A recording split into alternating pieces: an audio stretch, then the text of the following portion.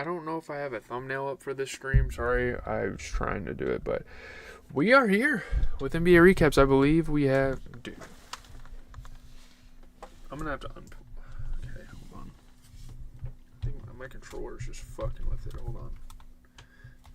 I gotta untangle some codes, but talking NBA, baby. What is going on with this shit? My fucking mic is like keeps fucking. That ain't gonna help anything. Anyways, we have NBA action. Doesn't look like I have my cover on. Sorry, I don't. But let's get into some shit, bro. Do we start with this game? No, let's start with the Celtics. Celtics take the L to the Pistons. I'm not mad, though. I think the Celtics are playing a hella good basketball in the year, especially at home. We lost here, but, dude, we're playing one of the best teams in the NBA. Easily a contender. And sure, they're a better home team than away slightly, but, dude, this is a fucking great team. Cade Cunningham has 32 points and 10 rebounds. The Pistons beat the Celtics by 7. Incredible scoring, incredible rebounding for Cade Cunningham. Really has put this Detroit Pistons team on his back, and we're looking at a complete turnaround for this franchise. You guys remember how bad the fucking Pistons used to be? Let me make sure we're only covering this game, the Dallas game, and then Houston and Denver. So the Peacock games were good, but Memphis and Toronto, those games were kind of ass. They get the dub. Yeah, Cade Cunningham, just an absolute offensive weapon. Obviously, Jaylen Brown's going to be a tough guy to play on both sides of the ball. And Javonte Green, they have a lot of young and experienced. I think that's like a really good mix for Detroit. That's why they're able to win so many games. They really got us in the three-pointers there. Derek White is a tough offensive player to go against too, but man, they won the day. I watched a little bit of this game. I watched a little bit of this game. I watched a little bit of the Raptors game, and then the Monday night game came on for football, so I watched a little bit of that. And then to end the night, I watched the Jazz, and then I came down here and worked on some more content. It has been a content-packed day, by the way, guys. Holy shit, just some updates. I got my Home Alone video out today, and I'm actually in the process of exporting my NFL recap. If that doesn't get done by the time this recap's over, I'm going to be recording more shit. So it's wild. I'm all over the fucking place today, but it's going to make for some good, consistent content. Look at Jaylen. This is terrible quality, by the way. Jaylen Brown backing down Duncan Robinson. Tough loss, but, we might well, I guess tomorrow is the NBA Cup final, so there'll only be one game, I think. Cade Cunningham. Yeah, Cade Cunningham was giving it to Boston all fucking game. That sounded so gay. What the fuck? I mean, he was, though. Oh, shit, Pritch. Alright, give him a tech. I don't know how he didn't get a tech for that. Jaylen. Oh, my God. He's the only guy, I know we have a solid team without Jason Tatum, but he is the only guy really keeping us in it this season, and he's the only reason we're in these close games. Look at Cade. Oh, my God, Cade. Woo! Dancing with a great defensive guard and Derek White. Look at this shit, man. Just put that man in a blender. He got scratched. Hello, what the fuck happened to him on his arm? That ain't from the game, is it? Look at his Stewart crash out ass. You don't want to, prank him in the locker room. He probably beat the fuck out of you, dude. But, let's talk about the victors. The Pistons, man. 13 points on the night for Tobias Harris. Great rebounder for this team. You get a 32-10 game out of Cade Cunningham off of 60% three-point shooting. I can't complain about this man at all. He played great. Off the bench, Karis LeVert had 13 off of 50-40 splits, which is good to see. You get a 10-point game for Jaden Ivey. He's quietly been a good bench player for them, and he's a hell of a defender. He can play on both sides of the ball. You look at the Celtics. We definitely need some work here. We definitely don't have the depth without Tatum, but 31 points for Derek White. He's rebounding the ball, so you got to respect that. 34 points out of Jaylen Brown. And sure, 20% from three isn't great, but he also shot 52% overall and was rebounding and passing, as well as playing really good at the rim defense, which is impressive for a guy that's 6'6". 12 points for Peyton Pritchard, 25% from three, and overall he just didn't shoot well, but at least he was facilitating when he wasn't shooting well, so I can applaud him for that. I don't know, I think more than not, I think the loss of Kristaps Porzingis affects us more than the loss of Tatum, because Jordan Walsh is passable. You know, he can play defense, he can grab rebounds, and honestly, so can Keita. But we don't get him involved offensively. We kind of shut him out on the offensive end, and he shoots 60%, but he's not doing much. Like, obviously, we can clean it up with guys like Anthony Simons off the bench, but we're not giving Anthony Simons enough minutes, and he's not even really that efficient of a scorer anyway, so I don't really know. I'm not blaming these losses on Tatum. I think it's more of we don't have a big. So when Tatum gets back next year, we're going to have to search for something, because I like Keita, but I don't think he's a starting big in the league. He's not consistent enough. Getting into the Mavericks Jazz, I did watch this game. This game was fantastic. Great fucking game. Keontae George scored 37. Lauri Markkanen added 33. I mean, what a dynamic duo they have going on at the Jazz. They're actually a decent home team, and really they're not good anywhere else, but they're on the come up, dude. They're actually looking pretty good. The Jazz beat the Mavs in OT. Obviously, Cooper Flag, the thing we need to talk about is his career high 42 points. He is the youngest player, I think, in NBA history to have 42 points. The best game of his career, but obviously going against Keontae George and Lauri Markkanen, who are absolute offensive weapons, isn't going to get you anywhere. This game went to overtime. Mistakes were made. Two young teams. There you go. Made history, man. I love it. Cooper Flag is a very tough offensive player to go against, and he proved it right here. Bryce Sensabaugh, though, you know, being a young guy, getting up for the dunks, Cody Williams hitting tough shots. They just have, I mean, this Jazz team, they're not going to contend for anything in the next couple of years probably, but they have some stuff, you know. Let me check my phone real quick just for... Here we go. Jazz Mavericks. 9 days till Christmas officially. It is midnight, so there's 9 days till fucking Christmas. Can you guys believe it, man? I'm so excited for Christmas.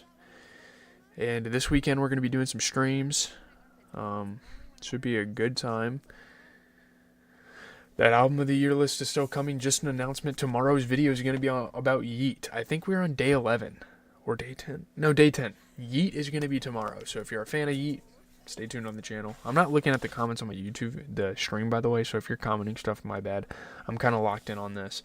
Keontae George, man. Look at him, bro. Keontae George is so damn tough. We talk about the Jazz a lot on this channel, by the way. He's so damn tough. Jaden Hardy? No, that's Nimhard. He plays just like his brother. Like, they have this same step back. I think they're different sizes, but he's got the same step back. Look at Coop. Boom! That has to be such a good feeling as a rookie when basketball starts to come to you easy on the pro level. Like, look at this. He's backing that guy in and just hooking the shit over him. Like, that's crazy. They had an 8-point lead with 4 minutes left. Like, this game was damn near clinched. And then you get a crazy sequence here. Look at Lauri Markkanen. We get a mismatch with Max Christie, who is a good defender, but... And they bring help with PJ Washington, but holy shit, that man was on one. I remember this. Cal Filipowski, big shot. Look at him.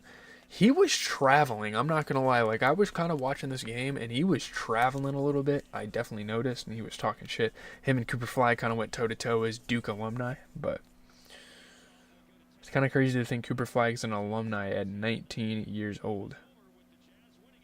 Look at that, man. He doesn't even shake hands. He just elbows him. Like, fuck it. Doesn't want to get germs. I don't know. Looking at the Mavs who lost this game, PJ Washington put up a really good game, 25 and 13. He shot 50%. No complaints there. 15 points for Najee Marshall. Another good game for him. 33% three-point shooting. Cooper Flag, 42 points. And obviously, shooting 25% from the three and under 50% from the field isn't always going to win you games. But he was doing everything in between. Rebounding, passing the ball around, blocking shots. He was great. Ryan Nembhard was good. 14 and 11, 50-33 splits. The starting core played pretty good. Klay Thompson, 12 points off the bench, and sure, 40% from the field isn't great, but he can shoot the hell out of the three ball. I would say Daniel Gafford didn't do jack shit. I don't know what the fuck they were doing with Gafford. And they coached this game well. Like, they have Dwight Powell, they have Cisse, they have Klay Thompson, they have Max Christie. Maybe they should even give more minutes to Jaden Hardy. I don't know. They need to kind of look around because, you know, you got Dwight Powell and Cisse are both great rebounders and great efficient scorers. Gafford, shot 50, made all the shots. It's just they played him 13 minutes and dragged him out. I think they just kind of had rotational issues. Looking at the Jazz, 33 points for Lowry, 33 and 16, by the way. Insane game. Passing the ball, getting in passing lanes with 4 steals. That is quite impressive. 25 points for Filipowski. He had a breakout game. He shot 50% from 3 and was a hell of a board grabber. You get 37 points out of Keontae George, who shot 50 splits, doing everything, rebounding, passing. This team played really fucking good. Like, this is prime Utah Jazz right here. 11 points off the bench for Taylor Hendricks. He shot 80-75. Like, are you kidding me? 11 points for Cody Williams. He shot 33% from 3. 10 points for Isaiah Collier. He had some big shots, hit some very, very contested stuff. Shot 50%. Was a good facilitator for the second unit. Was playing good on-ball defense. Like, man, great game for the Jazz.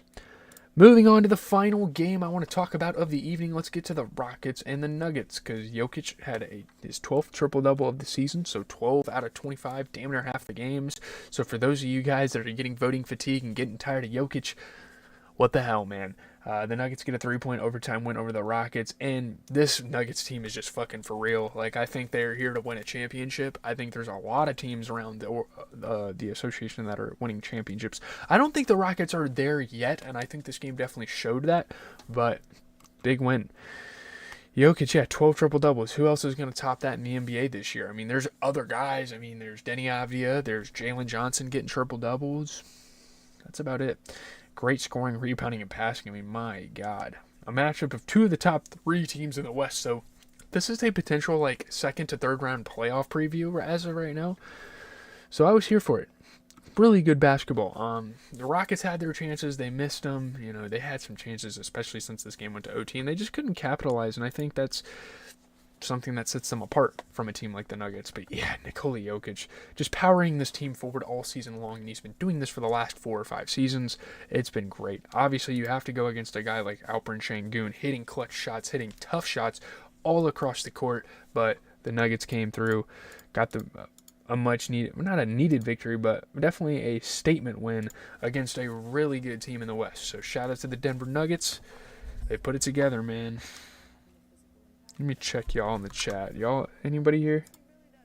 No. No one's even viewing. So you guys can just, if you're watching the VOD, say what's up in the comments. I don't know. This is the last game we're going to cover, and then I do think tomorrow is just the NBA Cup. So I think regardless of how that game goes, we're going to be covering it. I'll be turning it on the TV for sure. I really hope that's not the only game, though. That's kind of bullshit. Like, that would suck, seriously. Very Merry Yokmas. Chandler Parsons glazing on Twitter. Peyton Watson got hurt. I don't know how, but they were able to overcome that too. And Peyton Watson's a great defender, so they were able to overcome him getting hurt. He didn't even. Okay, yeah, they. Şengün is just. Ugh. I don't know how they lost this. What? How did this go to OT? 2.3 seconds? Okay. Is there a technical? Oh, brother. They gave up a technical? Or like a clear path or something? Oh, man, Jokic. He almost had that shit. Let's see how OT goes. Yeah, they already have a 4-point lead first 2 minutes, and they were just dominating. Look at that. That's Tyson? No, that's, don't tell me. Is that Josh Green? That might be Josh Green. Who is that? Şengün. Şengün. Wait, let's see this play. What did they do? I think they were trying to get a quick 2 so they could foul. The Kevin Durant wasn't there. That is your best option right there. I don't know. Maybe Jabari Smith could have cut and Şengün give him the ball, but that would have wasted time. So, big win. Really dope game. That would have been a fun game to go to as well. Good win. Yeah, Jokic is one of the greatest big men. I think he's going to go down, like, all around. He is going to go down as the greatest big man in NBA history. I don't care. I don't care. They got something. Look at this shit, bro. Y'all showing DeJounte. What happened to DeJounte Murray? What happened to him? Is he going to play ever? When is he coming back? The rest of the season?